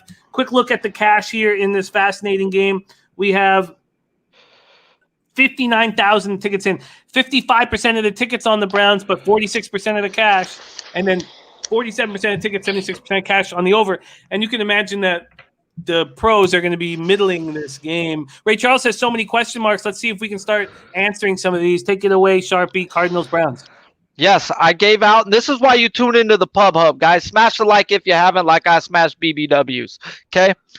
I cashed out of this bet right here. Hopkins, I was on his receiving yards over. Started digging into it, seeing what Jimmy's saying. Jimmy didn't mention there's 20-mile-per-hour winds, guys. If you remember anything from last year, what those winds did to those games, it was murder. So, as digging into it, I'm on now Hopkins anytime touchdown plus 140. This is why. Cleveland has allowed 11 touchdowns through the air, 21st in the NFL. Hopkins has a TD in 3 of 5 games. Without his coach being there to call plays, I expect Murray to look towards Hopkins' way even more. With the wind being like that, I expect them to go for 4th downs even more, a little bit more. So Hopkins, 3 out of 5 times he's got a touchdown, and you're going up against the 6th worst team in allowing passing TDs, and you're giving me a plus 140. The line's off right there, guys. So Hopkins anytime TD plus 140. And no, you're not giving out the Hopkins. No, I cashed out that, and I was going to let people know on this show. That's why they got to tune in.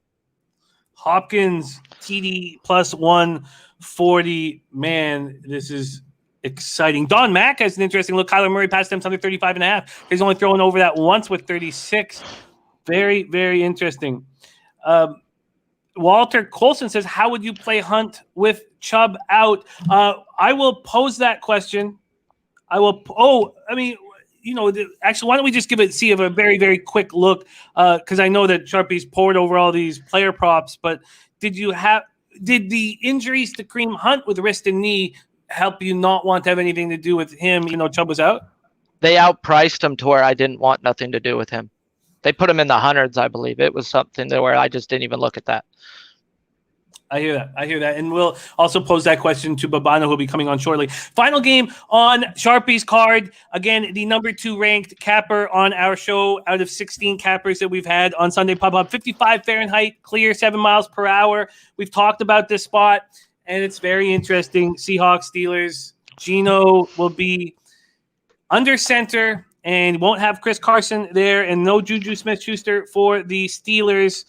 Very interesting spot. We've already broken down the market and all that, and we have – actually, this is not on Babano's card, so I'll redo the market here quickly. Pittsburgh opened up minus 3.5. They're now 5s right across the board. This total opened up at 43. There's been no movement there. Sitting at 43, we have 43,000 tickets in. 33% of the tickets, but 55% of the cash on the Seahawks. Wow, that's why the 5.5s are gone. So I'm not getting a 6. Then we have 41% of tickets and 60% cash on the under. Sharpie, last spot on the board. Take it away. Deontay Johnson over 63.5 receiving yards, guys. Like he said, Juju's out, and even with Juju there, Deontay Johnson is his favorite person to throw to. He has 38% of – he's been thrown to I didn't write that shit down. My bad. I'm a stoner and skipped through that. So Seahawks have the 31 pass defense. He's hit his targets 3 out of 5 times. This is a spot for Deontay Johnson with Juju out. I see it cashing by the half realistically. Deontay Johnson over 63.5 receiving yards, minus 114, available at FanDuel. Let's review our guy Sharpie's action. Here we go. In Chargers Ravens, he's on Allen over 6.5 receptions at plus 105. Eckler over 101.5 receiving and rushing yards at minus 114. In Packers Bears, he's on Herbert over 13.5 receiving yards at minus 120. Kansas City, Washington, he's on Gibson over 69.5 rush yards at minus 114. There's Polo this, Polo that in the house. Then we have Cortland Sutton in the Raiders-Broncos game. Cortland Sutton over 61.5 receiving yards, minus 115. Cardinals, Browns, Hopkins, anytime touchdown at plus 140. He bought out of the Hopkins receiving yards prop, just focusing on the touchdown. And then we have Deontay Johnson over 6.5 receiving yards at minus 114. 63.5. 63.5. Yeah, that's what I've got written down there. And follow our man Sharpie on Twitter. He's at Sharpie's Bets. I'm just going to pop it in here on our chat. Follow this man. He's a great follow. He's a selfless capper. He just wants us to cash. He's exactly the type of person that Pete Loshak and I dreamt of gathering. We want as many guys like Sharpie as possible. And thank you so much for rolling with us, Sharpie, and sharing your hard work and your insights. And I know how much time you spend on breaking these games down, and then you come and give us the glory, and we're very thankful, my man. Thank you for joining us. Have a giant Sunday, baby. There he is, Sharpie's Bets. We move on to Babano.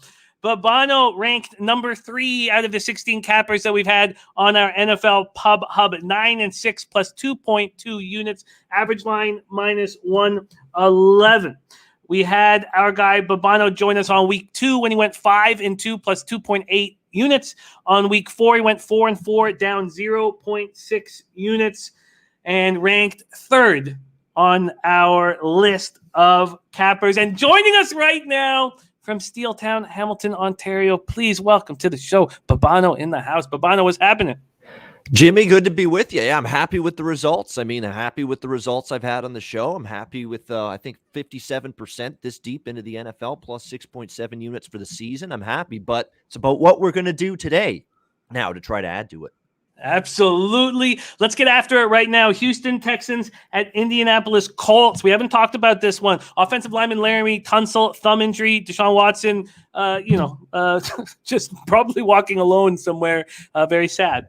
Offensive lineman Justin Britt, knee injury. Wide receiver Danny Amendola, thigh injury. Running back Rex Burkhead, hip, knee. Defensive back Desmond King, questionable. For the Colts, Rodrigo Blankenship with the hip injury.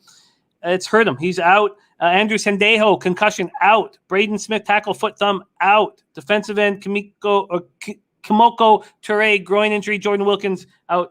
Cornerback Xavier Rhodes, concussion, questionable. Let's go to this market very quick in the Texans game. And where are we? Here we go. 10.5's on the board, but at plus money. Not at Sports Interaction, 10.5 at minus 110. This total sitting at 43.5. And the Colts, for 55,000 tickets in, 49% of the tickets and 54% of the cash on the Colts. 36% of tickets, 86% cash on the under. And there's huge market move towards the Colts. And I wanted to take the Texans, and I didn't even take the Colts in the survivor pool, which may just blow up in my face. But Bono, how you betting this one? I was debating dropping this game once I heard the T.Y. Hilton news that he was playing, but I'm sticking to my guns here and taking the points with Houston in this one. Look, I know it was ugly for Davis Mills, and obviously the first thought, if you're concerned about backing the Texans here as well, Davis Mills' last road start was an absolute abomination against the Buffalo Bills. But right now, there's no comparing the Colts defense to the Bills defense. And in fact, you compare these two teams on the defensive side of the football, Texans rather have better yards per play numbers allowed on defense.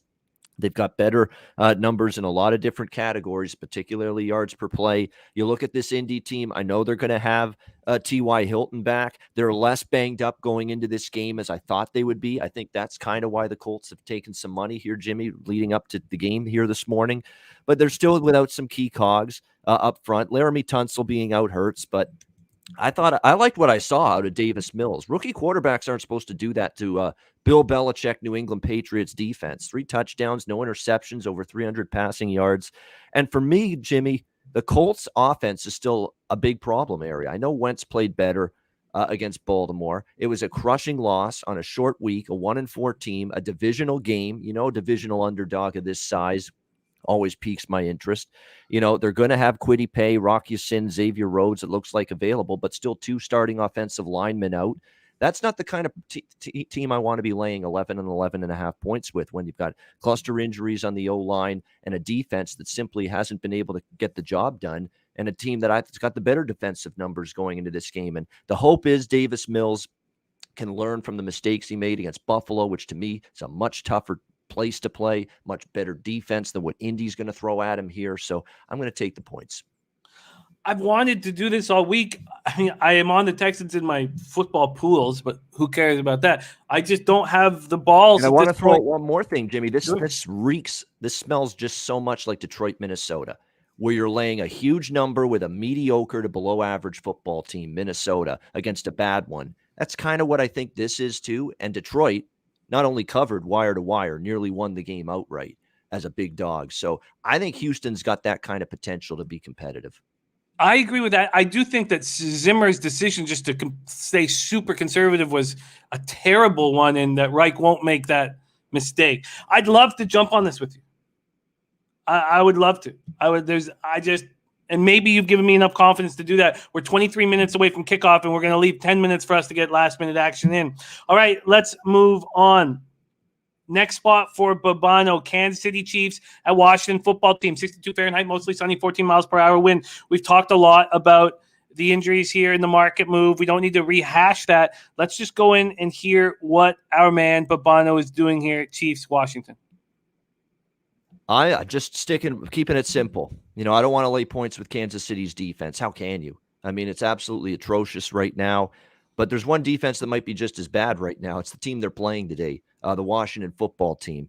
I'm keeping this simple. I know there's some wind in the forecast in D.C. today. That's a mild concern for me, but keeping it simple and just looking for the 2 offenses to have success. Kansas City should be able to throw the ball. This is the day I think Patrick Mahomes and that passing game gets right against that Washington football team secondary, which has just been absolutely awful. I can't even stress enough how bad the pass defense has been for Washington. Even the pass rush up front from that D-line, which we were also singing the praises of coming into the year, hasn't always been consistently there for Washington. I think this is the day Mahomes and the passing game gets going. And I think Washington, look, they want to run the football, take some pressure off Heineke. I think they can do that here. The Chiefs have been giving up yards on the ground as well, giving up yards everywhere with that defense. And look, Taylor Heineke, a mobile quarterback. I know he regressed a little bit with his play last week, but a mobile quarterback, and those kind of quarterbacks have given Kansas City and Steve Spagnuolo's defense fits. You look at Josh Allen, his mobility caused them trouble. Justin Herbert earlier this year, mobility caused that Chiefs defense a lot of trouble. Heineke's not scared to run with the football. He can move. He's not a statue. He's got some athleticism. I think Washington can move the ball too. High total, 54. But look, Kansas City's given up 29 points or more in every single game. We've seen their games routinely get into the high 50s, if not the 60s. I think we see more of the same here. Fascinating spot as well. We've had McLaurin with Scary Terry given out as a prop by Bebsy. And then we've had the look from our Sharpies, Gibson over 69.5 rush yards. This is a spot where there's big bets that have been made on the under. And what did you get this total at? I got this total right, I believe, right where it still sits right now, which is 54. Yep, 54. Under 54. At this point, 83,488 over tickets. 54.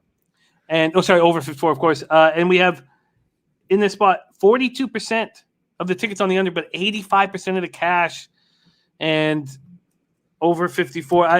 I get it. Do you have any concern about Tyreek Hill being hurt? I love that Chris Jones is out for this move, but do you have any concern about Tyreek Hill with the quad injury?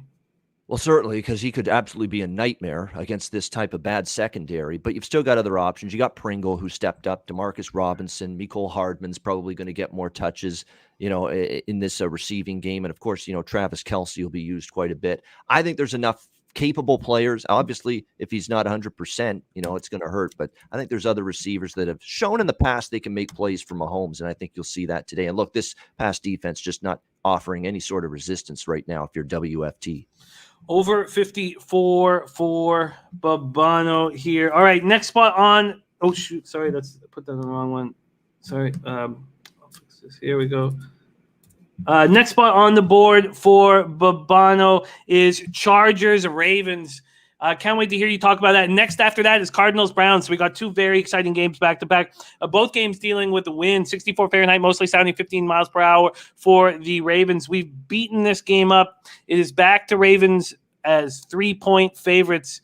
We've gone back and forth in this, and I can't wait to hear how you're betting it. Take it away, Babano. Chargers, Ravens. Yeah, I've heard a lot of people liking Baltimore, and situationally I can see it. You got the Chargers traveling West Coast to East Coast after a thrilling barn burner type of win against Cleveland last week. But you look at this Baltimore team, Jimmy, and we kind of thought Baltimore would not be, in our preview videos before the year, would be good still, but maybe little question marks in terms of maybe a little regression. You look at their results. They could have lost to Las Vegas.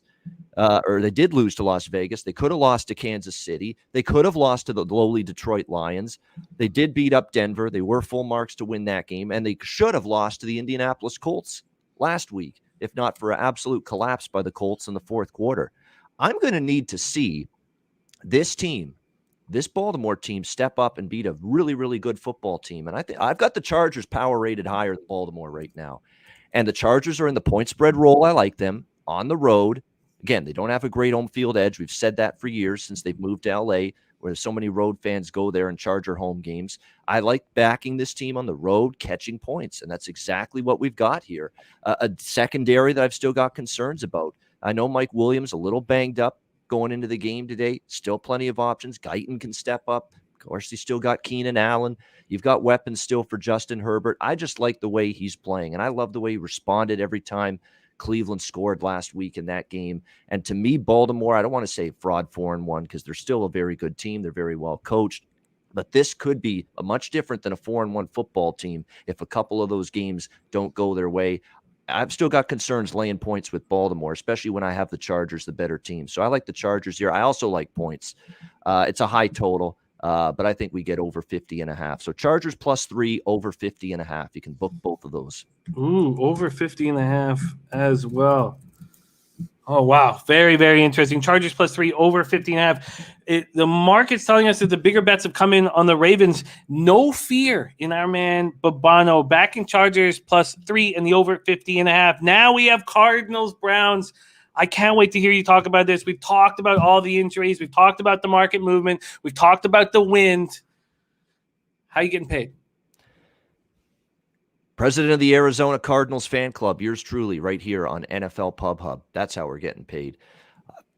If it ain't broke, don't fix it. Look, I've backed Arizona in 2 step-up-in-class games on the road playing above-average football teams, Tennessee, LA Rams. They won both of those games outright as road underdogs. I think they can do it again here. How do you lay 3 with this Cleveland team in terms of the injury situation? Like, they are beyond banged up going into this game. Nick Chubb's been ruled out.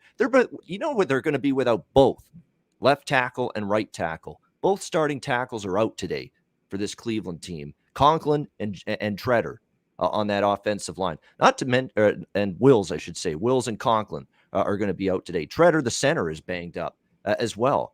For the Cleveland Browns. The offensive line is a mash unit. Now, they do get some good news. Denzel Ward is back, and the moment he got hurt against the Chargers, they were not stopping Justin Herbert in that passing game last week. So having Ward back is going to help, and man, is it good they have him back because we know Arizona has a bunch of great big-time receivers, Kirk, Hopkins, Green, go on down the list. Rondale Moore's played well this year.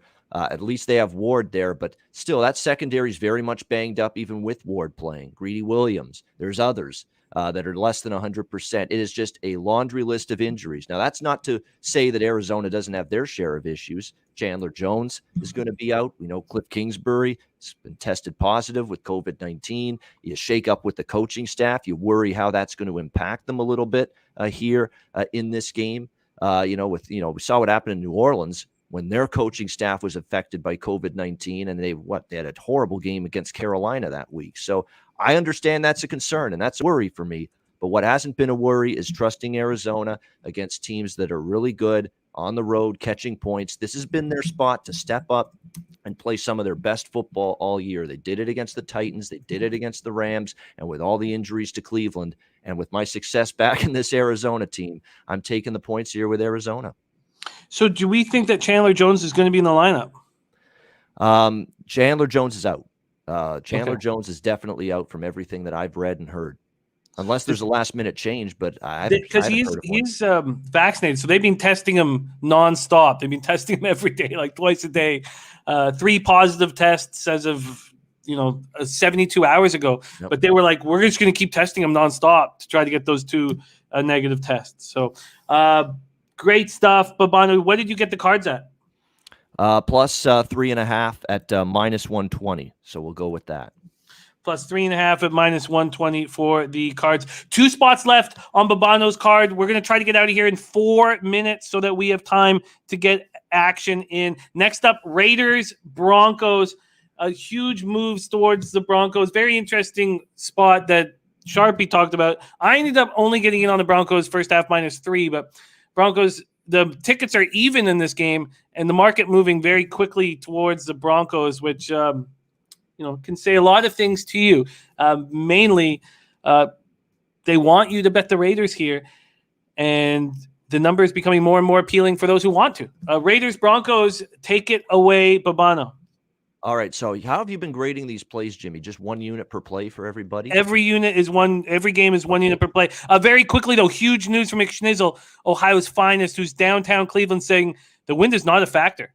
Says it's actually pretty nice. So if you're betting the under strictly on wind, I wouldn't do that. And those of you who are asking about that under, I don't see how anyone can move when there's been a 6 or 7 point swing. I mean, it's just not a. If there's no wind and I see that and I hear that right before kickoff, at that number, I've got to play over with those 2 offenses, even without Chubb. But we'll see. We'll see what the wind is. But yeah, the reason I asked you that, Jimmy, is because this is a split bet for me on Denver. I have half on Denver first half minus 3, half on Denver full game minus 4. So that's the way I bet this one here. So it's a split bet, first half and full game. It's often what I do in baseball. I'll split it up between first 5 innings and full game. But, to me, I know Las Vegas, there's that thought that maybe with John Gruden resigning, they put that whole ordeal behind them. The fact remains, this team, I said, when I cashed with the Chargers against them on Monday Night Football a couple weeks ago, I said, the Raiders 3-0, this isn't going to last. All right, this is a decent football team. It's not a good football team. And we're going to see them crash down a bit. They've done that. They've lost to the Chargers and Bears in back-to-back weeks. Now, you could easily say that this Raiders team, had the distraction of the John Gruden thing over their heads, and that's gone now. I think for Denver, this is a circle the wagons, get right spot. A bad game last week against Pittsburgh, especially for that defense. I was disappointed the Broncos defense played that bad. I don't trust, an offensive line that's kind of regressed for the Raiders, especially last week against a Denver defense that I think back home, you're going to see them resemble the Broncos defense here today. Teddy Bridgewater didn't have his best game. Remember, just coming back off the injury. I excuse him a little bit for that. Second game, I expect him to be a lot more comfortable running that Broncos offense. So I think it's a get-well game for Denver. We'll take them first half minus 3, full game minus 4. What do you want to make official for this show? Oh, boy. For the show, I got to choose one. No, you don't. You can make both. Both? Yeah, split it up in half. That's no, exactly we can't split it up, though. They're going to be full units. Okay, full unit. We'll do both then. Let's do both. Okay. Let's go. Okay. I have faith in Denver. Are those both at minus 110? Yes. Okay. There we go. Jacksonville just beat Miami, by the way, on a game-winning field goal with no time left. So Jacksonville is 1. Urban Meyer, his job is saved for 1 more week. I came so close when it was at 1.5 this morning to taking the Dolphins, and I was like, I can't do it. Okay, final game on the card for Babano. We're 11 minutes till kickoff. Cowboys, Patriots, and I can't wait till you shed some light on this spot. It's an extremely interesting one. We're now sitting at 3.5 across the board for Dallas, and this total's gone up to 50.5, and it's dropping at some books. Now, not books that I use regularly, so I'm not going to mention them, and not books that I necessarily even trust, but it is dropping for the first time. 50.5, opening at 48. Take it away, Cowboys, Patriots. Babano, your last spot on the board. Yeah, this is another over for me here. 50.5. Look, Dave, Mac Jones actually played pretty well second half, especially in leading the Patriots back against the Houston Texans last week. Remember the Tampa-Houston game, it stayed under the total. Patriots lost 19-17, but that game, the weather was not good whatsoever. I think this is a game where the Patriots offense can get some things going through the air, on the ground. It looks like Damian Harris might play for the Patriots as well on offense. That would be a big boost. On the flip side with the Dallas Cowboys, they've seen 3 straight games go over the total. You could argue that, they've played defenses that maybe not quite as good as New England's, although I thought putting up 36 on Carolina was pretty impressive. 44 points last week against the Giants, 41 against the Eagles. I mean, this Dallas offense, it's well-balanced. Pollard and Zeke running the football. They've got the receivers down the field. Dak Prescott certainly has had no issues coming back from the injuries that he incurred last year. He looks great running that offense, and I think Patriots are going to have their hands full. Look, Davis Mills sliced that New England defense, and if he's doing that, what's that mean for Dallas here? It's really the reason, Jimmy, I'm not on New England, because I think this is an overlay on Dallas. It's just got that bad feel in the pit of my stomach that this could be a New England spot, and they did cover against Tampa Bay the last time they were home underdogs. So I kind of lean New England, but I don't know if I trust their defense enough against the way Dallas has been moving the football. So I'm just going to stick to the over here, over 50, Dallas, New England. Over 50. Great stuff, Babano. A lot of people asking if you have a best bet. You don't have to have one. Do you have one? Oh, it's Arizona. Every time I've taken that, it's been best bet every time I've taken Arizona. Tennessee, the Rams game, I was very confident in them. Really giving the Rams a game. I didn't expect them to win going away like they did, but this has been a team I've learned to trust, in these big moments, these step up in class games. They're not a fraudulent or fluke 5-0. This is a very good football team, and it wouldn't shock me to see them prove it one more time today. Wonderful, wonderful stuff. A review of Babano, again, ranked number 3 right now of the 16 cappers that we've had on this show. Babano is on. Here we go. He starts with the Texans plus 10.5 at minus 110. And God, I might tail that in 7 minutes. Chiefs, Washington over 54. Chargers plus 3 in the over 50.5. Cards plus 3.5 at minus 120. Broncos double up. First half minus 3, full game minus 4, and the over 50. And our Babano, not scared about market movement, not scared about volume, simply not scared is our Babano. Babano, great stuff. Thank you so much for rolling with us. I know you have another huge week here at Pub Sports Radio. Next up for you is the big college football show tomorrow. It is hitting the books. Connor Mack and I, Monday, 1 p.m. Eastern, 10 a.m. Pacific, and the premiere of NBA Pub Hub.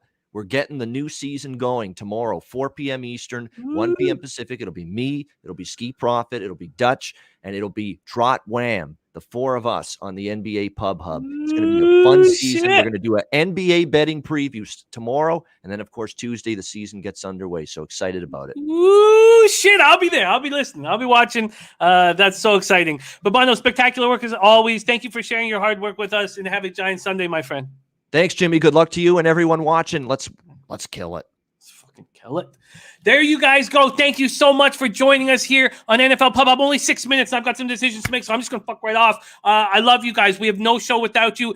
Vic on the 1s and 2s producing. Great job, my man. Thank you for your hard work. And Jose dealing with family stuff. We send you love and safe travels with what you have to deal with right now. You are in our thoughts. And let's go. Let's have a giant Sunday. 5 minutes till kickoff. TikTok.